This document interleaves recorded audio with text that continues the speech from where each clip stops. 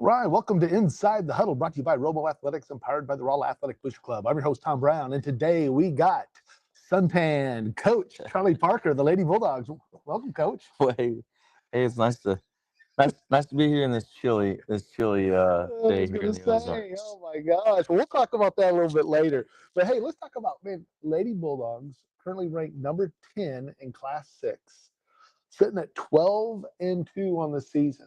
I bet nobody I don't think could anyone see saw that that coming. coming. No, I don't think that was Yep, in the projection. yep, But we talked beforehand that even though you lost a lot of talent and a lot of experience, the way the team was coming together, the style that was going to kind of come out of this, and you've been able to get it done. I mean, those two losses, Bentonville, Arkansas earlier, and they're having a heck of a year down there in Arkansas, yeah. and then Fort Zumwalt, Francis Howell. Francis Howell, and they're 10-1, I think, on Yeah, the they're season. 10-1. And actually their only loss is the Hazelwood West, who we beat in that tournament by 25. Yeah. It's one of the games you'd like to have back Yep. because you'd like to see what you could do, but that's just the way the ball rolled that night.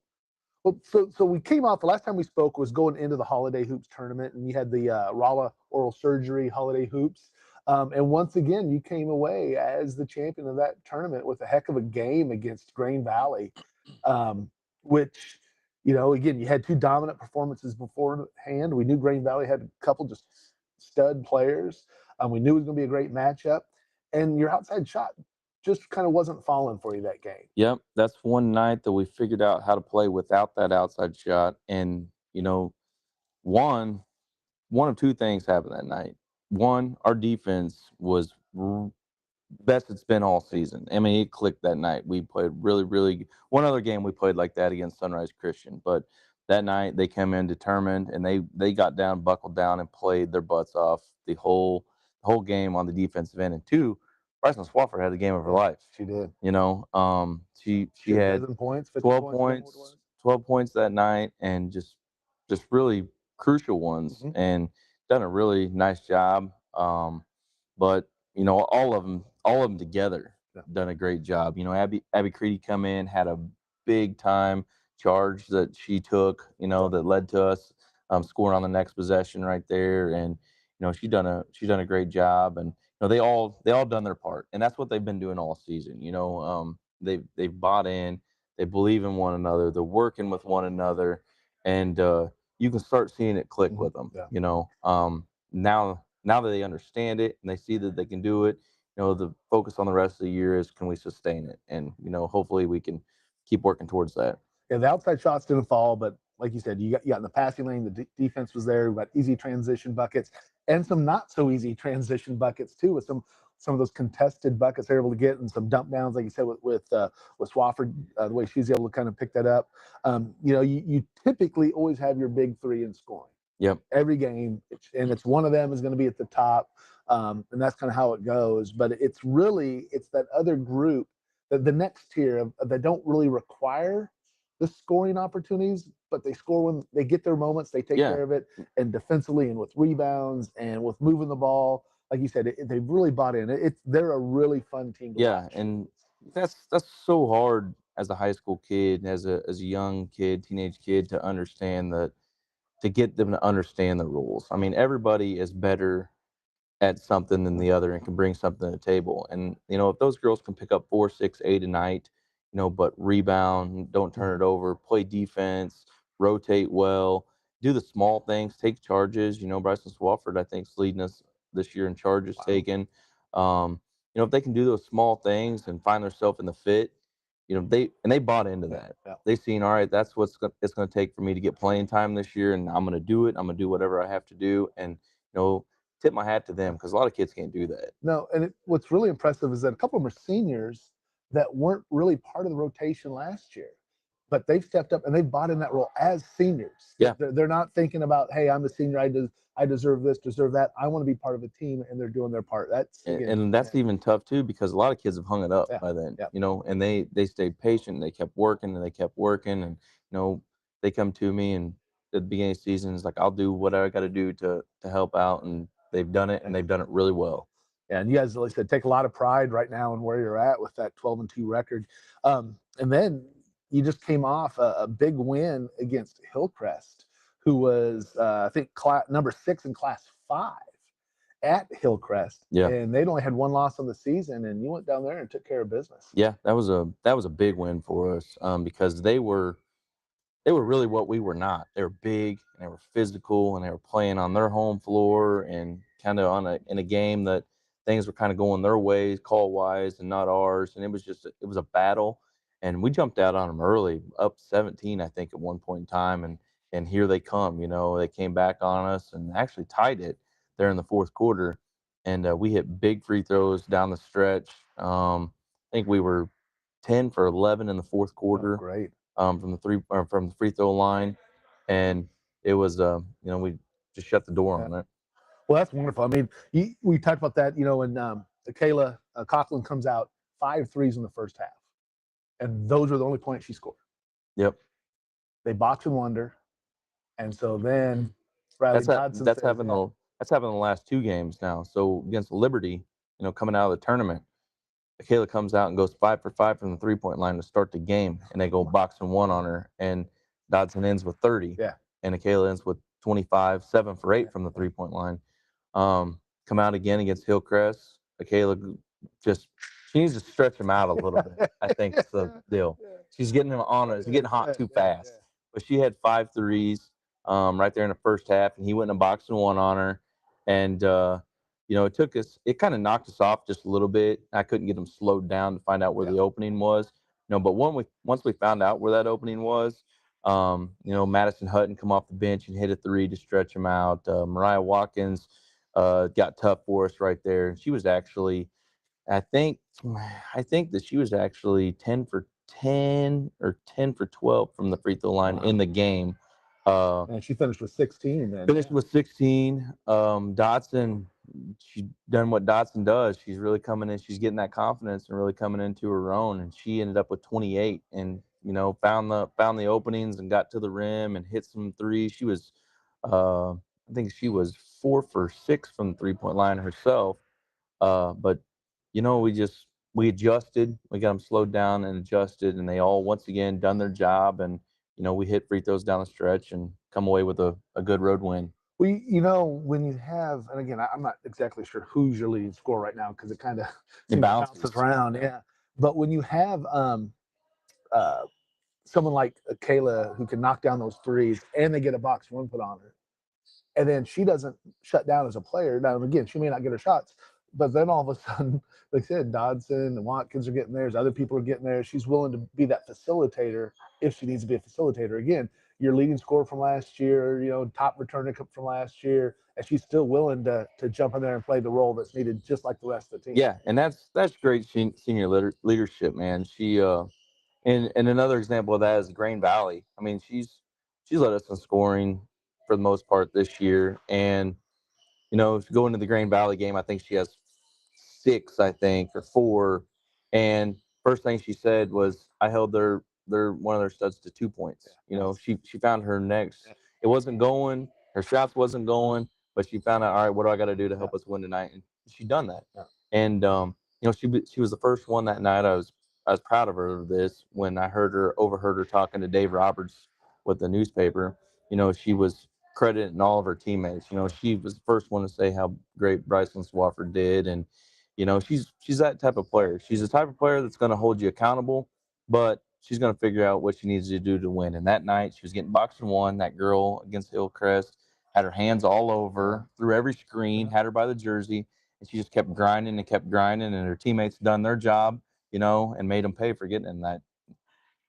I like that. And he said she holds her teammates accountable, both in the to a standard, but also to recognize that standard, like you said, by giving that recognition to her teammates for what they accomplished too. That is great trait. So tomorrow, heading down to West Plains, and so West Plains a little bit down record-wise than they have historically been. You're coming off, you won last year's meeting against them. I was looking it up. They are 16. They are kryptonite. Yeah. Holy cow. But I don't have to see that Scott Womack zone. Yeah, I know that. Yeah, that's a good thing. Yeah. So, but it's gonna be hard. I mean, their losses. They got 5 or 6 losses on the season, but they're not the slouches. I mean, they're the Marshfield, who's ranked in state. They've lost twice to Nixa. They lost to Republic. They lost to, Fair Grove, who's ranked in state. All their losses are legitimate losses, and lost to St. James. And it's not somebody we can take lightly. They got 2 really, really, really good freshmen, a good post player that moved in from Thayer. They play physical. They play upbeat, and they play in-your-face man defense. And which works well when you're playing in West Plains, from my experience. Yeah, works well from your experience. I hope that works well from my experience. Because they seem to, that style seems to work well with the officiating crew that they get from down there. I'm not sure where they're from, but it's always a physical so down there, boys and girls. It's a hard place to play. West Plains is just one of the places that you walk in there and you're in for a battle. Well, it's a great opportunity. I think the JV girls start at 6 tomorrow. 5. 5. Everything's at 5 tomorrow night. Is it? You got JV? freshmen too? No, JV starts at 5. Varsity to follow. Okay. All right. Well, I was looking at a different schedule on that, so that's cool. So don't pay attention to the bottom of the screen there where it says 6 and 7:30. So go with the 5. So tune that in. Be on the radio. Probably live stream. I'm assuming on Mission TV.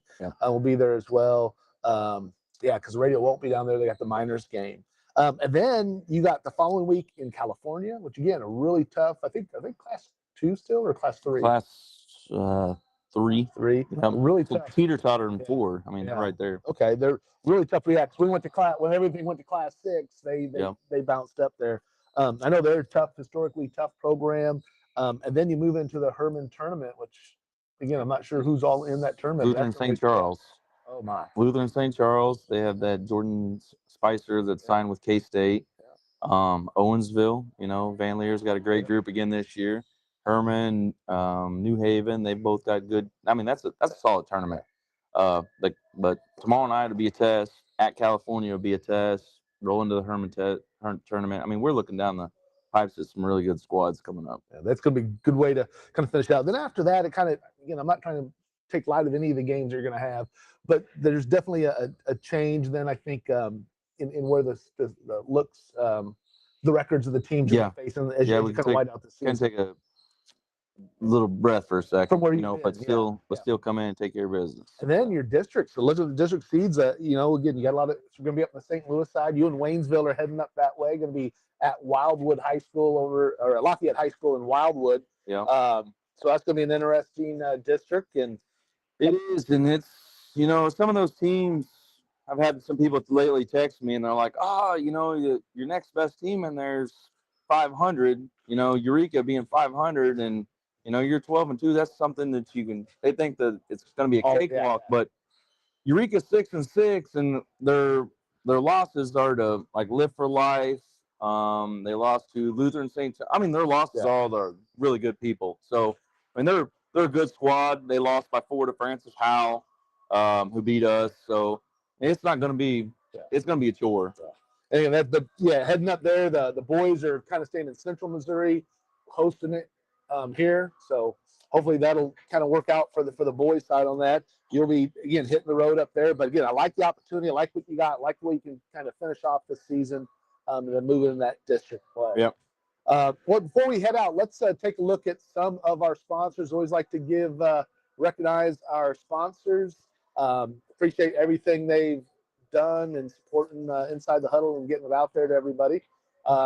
Angie Reese, MVP Apparel, does a lot of the Bulldog gear for the fans and for the team. Appreciate everything her with MVP Apparel, Angie Reese. Dan Collier, not just a great neighbor, or he's not just a good neighbor, he's a great neighbor. Dan does a heck of a job. Used to coach the girls program, had girls come through here. Shane Gang, everything for the Bulldogs. Appreciate him. Phelps County Bank, mypcb.com, easy for me to say.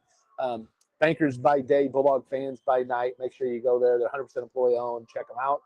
Kobe Juan Skills Academy, again, does a great job. I know he's done a lot of work with your ladies as well as with Ethan, our boys team. So I appreciate everything he does.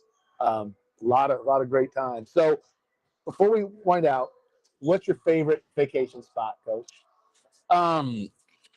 I would have to say Mexico. Mexico. Yeah, Mexico. You know, it's warm this time of the year. Yeah. It's about 85 Yeah, down there. nice. You know, nice nice views.